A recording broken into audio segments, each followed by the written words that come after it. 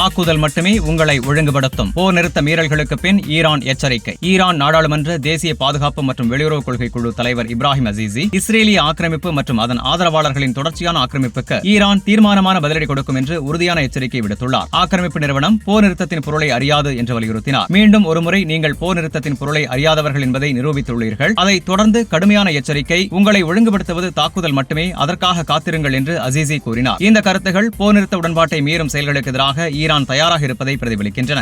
அமெரிக்க இஸ்ரேலிய ஆக்கிரமிப்புக்கு எதிராக லெபனானுக்கு ஆதரவாக ஈரானில் பெரும் பேரணிகள். ஈரான் நகரங்களில் லெபனானுக்கு ஆதரவாகவும் ஈரான் தலைமைக்கு உறுதியான ஆதரவாகவும் பெரும் ஆர்ப்பாட்டங்கள் நடைபெற்றன. இஸ்ரேலிய ஆக்கிரமிப்பின் தொடர்ச்சியான குற்றங்களை கண்டித்து இந்த மக்கள் திரட்சி நடைபெற்றது. புதன்கிழமை இஸ்ரேல் பெய்ரூட், தெற்கு லெபனான், பெக்கா பள்ளத்தாக்கு, மவுண்ட் லெபனான் உள்ளிட்ட பகுதிகளில் குண்டுவீச்சுகளை நடத்தி நூற்றுக்கணக்கான பொதுமக்களை படுகொலை செய்ததாக லெபனான் சுகாதார அமைச்சகம் தெரிவித்தது. இஸ்ரேலிய பிரதமர் பெஞ்சமின் நெத்தன்யாகு புதன்கிழமை அமெரிக்காவின் 2 வாரம் ஈரான் மீதான தாக்குதல்களை நிறுத்தும் முடிவுக்கு தன் அரசு ஆதரவு தருவதாக அறிவித்தார். ஆனால் உடனடியாக லெபனானுக்கு அது பொருந்தாது என்று அறிவித்து உடன்பாட்டை மீறி நயவஞ்சக தாக்குதலை நடத்தியுள்ளது. தெஹ்ரானில் புரட்சி சதுக்கத்தில் ஆர்ப்பாட்டக்காரர்கள் லெபனானை நாங்கள் கைவிட மாட்டோம் என்ற பதாகைகளை ஏந்தியபடி லெபனானுக்கு ஆதரவளிப்பது விசுவாசம், நாங்கள் சரணடைய மாட்டோம் போன்ற முழக்கங்களை எழுப்பினர். ஆக்கிரமிப்பாளர்களுக்கு தெளிவான செய்தியை அனுப்பினர். ஈரான் இஸ்லாமிய புரட்சி காவல் படை லெபனானுக்கு தனது உறுதிப்பாட்டை உறுதிப்படுத்தியது. எல்லா ஆக்கிரமிப்பு செயல்களுக்கும் தீர்மானமான பதிலடி கொடுக்கப்படும் என்று எச்சரித்தது. ஆக்கிரமிப்பாளர்களுக்கு பதிலடி கொடுப்போம், அவர்கள் வருந்தும் வகையில் செய்வோம். ஈரான் அதிபர் மசூத் பெஷேஷ்கியான் போரை முடிவுக்கு கொண்டுவர ஈரான் முன்வைத்த 10 அம்ச திட்டத்தை சுட்டிக்காட்டினார். லெபனானில் போர் நிறுத்தம் முக்கிய நிபந்தனை என்று வலியுறுத்தினார்.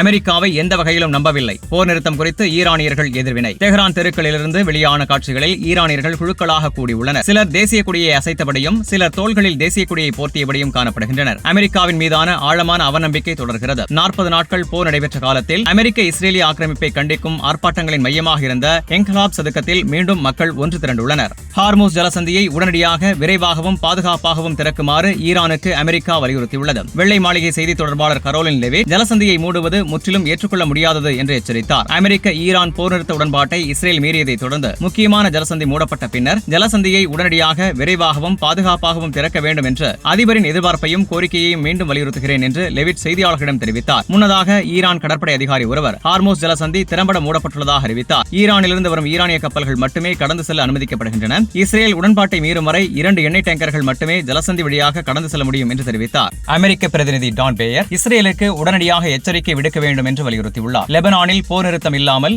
ஈரானுடனான போர் நிறுத்த உடன்பாடு செயல்படாது என்பதை அமெரிக்கா இஸ்ரேலுக்கு உடனடியாக தெளிவுபடுத்த வேண்டும் என்று எக்ஸ் தளத்தில் பதிவிட்டுள்ளார். அமெரிக்க மக்கள் இந்த போர் முடிவுக்கு வர வேண்டும் என்று விரும்புகின்றனர். பெய்ரூட் நகரின் மையப்பகுதியை குண்டு வீசி தாக்குவது அமைதிக்கான வழி அல்ல என்றும் அவர் கூறியுள்ளார். ட்ரம்ப் நியூயார்க் டைம்ஸ் மற்றும் CNN ஊடகங்களை பொய்யான செய்தி பரப்பியதாக குற்றம் சாட்டினார். ட்ரம்ப் தனது ட்ரூத் சோஷியல் பதிவில் ஈரானுடன் 10 அம்ச அமைதி திட்டம் என்று அந்த ஊடகங்கள் பொய்யாக செய்தி வெளியிட்டுள்ளன. அந்த 10 அம்சங்களும் முழுக்க முழுக்க பொய்யான செய்திதான், தீய தோல்வியாளர்கள் என்று எழுதியுள்ளார். ஆனால் புதன்கிழமை விடியற் காலையில் ட்ரம்ப் தானே ஈரானிடமிருந்து 10 அம்ச திட்டம் பெற்றுள்ளோம், இது பேச்சுவார்த்தைக்கு ஏற்ற அடிப்படை என்று நம்புகிறோம், பெரும்பாலான பிரச்சனைகளில் அமெரிக்காவும் ஈரானும் ஒப்புக்கொண்டுள்ளன, 2 வார கால அவகாசத்தில் உடன்பாடு இறுதி செய்யப்படும் என்று அறிவித்திருந்தார். இருப்பினும் லெபனான் இந்த உடன்பாட்டின் ஒரு பகுதியே என்று ட்ரம்ப் பின்னர் மாற்றி கூறியுள்ளார். ஈரான் மீதான போர் இலக்குகளை அடையாமல் நெத்தன்யாகு பலவீனமடைந்தார். தி கார்டியன் கட்டுரை வெளியிட்டுள்ளது. ஈரான் மீதான போர் 2 வார போர் நிறுத்தத்துக்குள் நுழைந்துள்ள நிலையில் இஸ்ரேலிய பிரதமர் பெஞ்சமின் நெத்தன்யாகு அரசியல் ரீதியாக பலவீனமடைந்துள்ளதாக தி கார்டியன் பத்திரிகை பகுப்பாய்வு செய்துள்ளது. இஸ்ரேலின் முக்கிய இலக்குகள் எதுவும் இதுவரை அடையப்படவில்லை என்று அந்த கட்டுரை தெரிவிக்கிறது. ஈரானுக்குள் உள்நாட்டு குழப்பம் ஏற்படும் என்ற எதிர்பார்ப்பு தவறாகிவிட்டது. மேலும் இந்த முறையற்ற தாக்குதலால் அமெரிக்காவுடன் இஸ்ரேலுக்கு இடையேயான உறவில் விரிசல் ஏற்பட்டுள்ளதாகவும் கூறப்பட்டுள்ளது. போர் நிறுத்த அறிவிப்புக்கு பிறகு இஸ்ரேலில் அரசியல் எதிர்ப்பு தீவிரமடைந்துள்ளது. எதிர்க்கட்சித் தலைவர் யாயிர் லாபேட் நமது வரலாற்றில் இதுபோன்ற அரசியல் பேரழிவு இதற்கு முன் இருந்ததில்லை, தேசிய பாதுகாப்பு தொடர்பான முடிவுகளில் இஸ்ரேல் கூட மேசையறைகள் இல்லை என்று குற்றம் சாட்டினார். நெத்தன்யாகு அரசியல் ரீதியாகவும் உத்திய ரீதியாகவும் தோற்றுவிட்டார். அவர் நிர்ணயித்த இலக்குகள் எதையும் அடையவில்லை. அவரது அகங்காரம், அலட்சியம் மற்றும் திட்டமிடலின்மை காரணமாக ஏற்பட்ட சேதத்தை சரி செய்ய பல ஆண்டுகளாகும் என்று லாபிட் கூறியுள்ளார். மற்றொரு தலைவர் யாயிர் கோலான் இதை மிகப்பெரிய உத்திய ரீதியான தோல்வி என்று விவரித்தார். இஸ்ரேலின் முக்கிய இலக்குகள் இன்னும் அடையப்படவில்லை. ஈரானின் ஆட்சியை பலவீனப்படுத்துதல், அணு திறனை அழித்தல், இராணுவ திறனை கணிசமாக குறைத்தல் உள்ளிட்ட இஸ்ரேலின் முக்கிய போர் இலக்குகள் எதுவும் இதுவரை நிறைவேறவில்லை என்று தி கார்டியன் கட்டுரை தெரிவிக்கிறது. ஈரானின் ஆட்சி அமைப்பும் புரட்சி காவல் படையும் இன்னும் செயல்பட்டு வருகின்றன. லெபனானில் ஹிஸ்புல்லாவுடனான மோதல் தொடர்கிறது. ஈரான் தனது ஏவுகணை திறனை மீண்டும் வலுப்படுத்தும் என்று எதிர்பார்க்கப்படுகிறது. நெத்தன்யாகு மீது அழுத்தம் அதிகரிப்பு. தேர்தல் நெருங்கும் நிலையில் போர் இலக்குகளுக்கும் உண்மையான விளைவுக்கும் இடையிலான இடைவெளி தெரிய வருவதால் நெத்தன்யாகு மீது உள்நாட்டு அழுத்தம் அதிகரித்துள்ளது. இஸ்ரேலிய ராணுவ பகுப்பாய்வாளர் அமோஸ் ஹரேல் அடிப்படையற்ற ஆசைகளின் அடிப்படையில் சூதாட்டம், அரைகுறை திட்டங்கள், நிபுணர்களை புறக்கணித்தல் ஆகியவை இந்த போரில் வெளிப்பட்டுள்ளன என்று கூறியுள்ளார். ஈரான் உடனான போர் நிறுத்தம் டிரம்பின் போர் உத்தி தோல்வியடைந்தது என்ற பார்வையை உலக அளவில் வலுப்படுத்தியுள்ளதாக ப்ளூம்பெர்க் செய்தி நிறுவனம் தெரிவித்துள்ளது. இந்த போர் சீனா மற்றும் ரஷ்யாவை வலுப்படுத்தியதாகவும் நேட்டோ கூட்டணியில் அமெரிக்காவின் நம்பகத்தன்மையை பலவீனப்படுத்தியதாகவும் ஐரோப்பிய மற்றும் மத்திய கிழக்கு அதிகாரிகள் கருதுகின்றனர். பெரும் சேதம் ஏற்பட்டாலும் ஈரான் உத்திய ரீதியாக வலுவடைந்துள்ளது. முன்னாள் பிரிட்டன் தேசிய பாதுகாப்பு ஆலோசகர் பீட்டர் ரிக்கெட்ஸ், பெரும் உடல் சேதம் மற்றும் உயிரிழப்பு ஏற்பட்டாலும் ஈரான் உத்திய ரீதியாக வலுவாக வெளிப்பட்டுள்ளது. ஹார்மோஸ் ஜலசந்தியின் மீதான கட்டுப்பாடு ஈரானுக்கு பெரும் பலத்தை அளித்துள்ளது என்று கூறியுள்ளார். ஈரானின் புரட்சி காவல்படை இன்னும் அப்படியே உள்ளது. ஏவுகணை திறனை விரைவில் மீட்டெடுக்கும் என்று எதிர்பார்க்கப்படுகிறது. ஹார்மோஸ் ஜலசந்தியில் ஈரான் நீண்டகால கட்டுப்பாட்டை நாடுவதாக தகவல்கள் தெரிவிக்கின்றன. உலக அளவில் அமெரிக்காவின் நம்பகத்தன்மை பாதிப்பு. மத்திய கிழக்கு, ஆப்பிரிக்கா, ஆசியா, தென் அமெரிக்கா உள்ளிட்ட பல பகுதிகளில் அமெரிக்காவின் நம்பகத்தன்மை பாதிக்கப்பட்டுள்ளதாக அதன் கூட்டணி நாடுகள் கவலை தெரிவித்துள்ளன. வளைகுடா நாடுகள் அமெரிக்காவின் எதிர்பாராத நடவடிக்கைகள் காரணமாக தங்களது கூட்டணிகளை பல்வகைப்படுத்த வேண்டிய நிலை ஏற்பட்டுள்ளதாக கூறப்படுகிறது.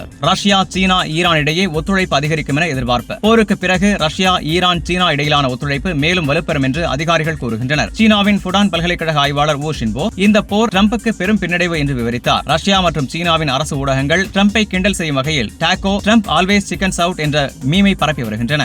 லெபனான் போர் நிறுத்தம் முக்கிய கோரிக்கை. ஈரான் அதிபர் மசூத் பெஷேஷ்கியான் பாகிஸ்தான் பிரதமர் ஷெஹபாஸ் ஷெரீஃபுடன் உயர்மட்ட தொலைபேசி உரையாடல் நடத்தினார். லெபனானில் போர் நிறுத்தம் என்பது எங்கள் 10 அம்ச திட்டத்தின் மைய அம்சம். இது பேரம் பேசக்கூடியதல்ல என்று அவர் வலியுறுத்தினார். ஹார்மூஸ் ஜலசந்தையில் ஏற்பட்டுள்ள அமைதியின்மை அமெரிக்க இஸ்ரேலிய ஆக்கிரமிப்பின் விளைவு என்றும் முழுமையான போர் நிறுத்தம் இல்லாமல் பிராந்திய பாதுகாப்பு சாத்தியமில்லை என்று அவர் எச்சரித்தார்.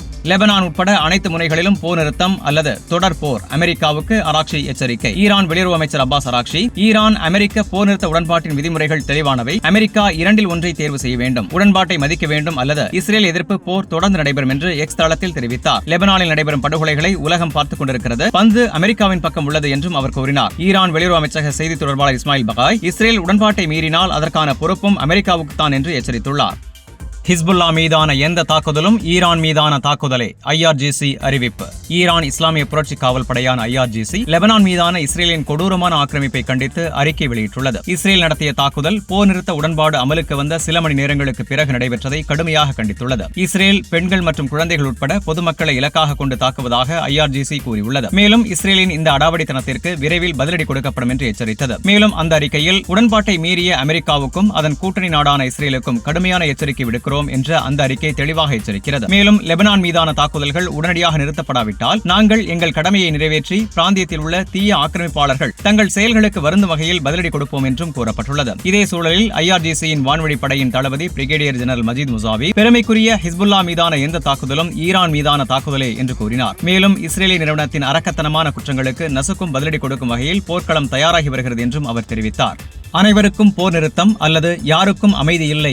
லெபனான் தாக்குதல்களுக்கு எதிராக ஈரான் ஹார்மூஸ் ஜலசந்தியை மூடுகிறது என அறிவித்துள்ளது. லெபனான் மீதான சமீபத்திய இஸ்ரேலிய தாக்குதல்களுக்கு எதிர்ப்பாக ஈரான் அதிகாரிகள் லெபனான் மக்களுக்கு ஆதரவாக தீர்மானமான நடவடிக்கைகளை எடுக்க வேண்டும் என்று அழைப்பு விடுத்துள்ளனர். லெபனான் மீதான தாக்குதல்கள் நிறுத்தப்படும் வரை ஹார்மூஸ் ஜலசந்தியை மீண்டும் முழுமையாக மூடப்படும் என்று எச்சரித்துள்ளனர். ஈரான் நாடாளுமன்றத்தின் தேசிய பாதுகாப்பு மற்றும் கொள்கை குழுவின் செய்தி தொடர்பாளர் இப்ராஹிம் ரிசாயி எக்ஸ் தளப்பதிவில் லெபனான் மீதான இஸ்ரேலின் கொடூரமான ஆக்கிரமிப்புக்கு பதிலடியாக ஹார்மூஸ் ஜலசந்தியில் கப்பல்களின் நகர்வை நிறுத்த வேண்டும். இஸ்ரேலிய நிறுவனத்தின் மேலும் தாக்குதல்களை தடுக்க வலுவான தீர்மானமான தாக்குதலை நடத்த வேண்டும் என்று கூறினார். ஈரான் அதிகாரி லெபனான் மக்களுக்கு அஞ்சலி செலுத்தினார். அவர்களை ஒரு நொடி கூட தனியாக விடக்கூடாது என்று வலியுறுத்தினார். ஈரான் மற்றும் லெபனான் இடையிலான போர்க்களங்களை பிரிக்க முடியாது என்று கூறிய அவர் எந்த முனையிலும் போர் நிறுத்தம் இருக்கக்கூடாது என்று தெரிவித்தார். ஹார்மூஸ் ஜலசந்தியை முழுமையாக மூடப்பட்டு எண்ணெய் டேங்கர்கள் திருப்பி அனுப்பப்பட்டுள்ளது. லெபனான் மீதான இஸ்ரேலின் தொடர்ச்சியான தாக்குதல்களுக்கு பின்னர் பிராந்திய பதற்றம் அதிகரித்துள்ள நிலையில் ஹார்மூஸ் ஜலசந்தி முழுமையாக மூடப்பட்டுள்ளது. எண்ணெய் டேங்கர்கள் திரும்பிச் செல்லும் நிலை ஏற்பட்டுள்ளதாக ஈரானின் பார்ஸ் செய்தி நிறுவனம் புதன்கிழமை தெரிவித்துள்ளது. இந்த நடவடிக்கை அமெரிக்க ஆதரவுடன் இஸ்ரேல் உடன்பாட்டை மீறியதற்கு ஈரான் எடுத்த பதிலடியாகும். லெபனானுக்கு எதிரான தாக்குதல்கள் தொடரும் வரை லெபனான் உட்பட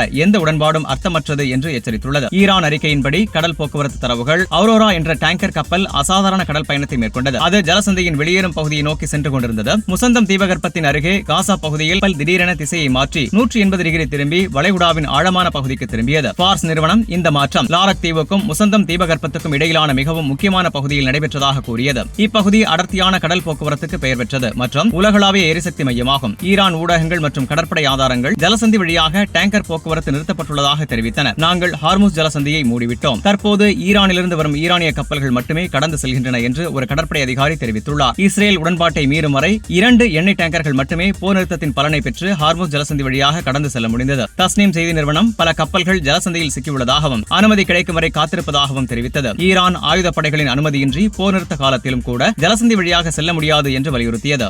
இஸ்ரேல் போர் நிறுத்த உடன்பாட்டை மீறியதற்கு பதிலடியாக ஹிஸ்புல்லா மனாரா குடியிருப்பை தாக்கியது. லெபனானின் எதிர்ப்பு இயக்கமான ஹிஸ்புல்லா வியாழக்கிழமை விடியற்காலையில் மனாரா குடியிருப்பை ராக்கெட் மூலம் சரமாரியாக தாக்கியதாக அறிவித்தது. இது இஸ்ரேலின் போர் நிறுத்த உடன்பாட்டை மீறியதற்கும் புதன்கிழமை லெபனான் முழுவதும் நடத்திய படுகொலைகளுக்கும் பதிலடியாகும். ஹிஸ்புல்லாவின் அறிக்கையில் ஹிஸ்புல்லா போர் நிறுத்தத்தை கடைபிடித்த நிலையில் இஸ்ரேல் அதை மீறியதாக வலியுறுத்தியது. அமெரிக்க இஸ்ரேலிய ஆக்கிரமிப்பு எங்கள் நாட்டிற்கும் மக்களுக்கும் எதிராக முடிவுக்கு வரும் வரை எதிர்ப்பு தொடரும் என்று கூறியது.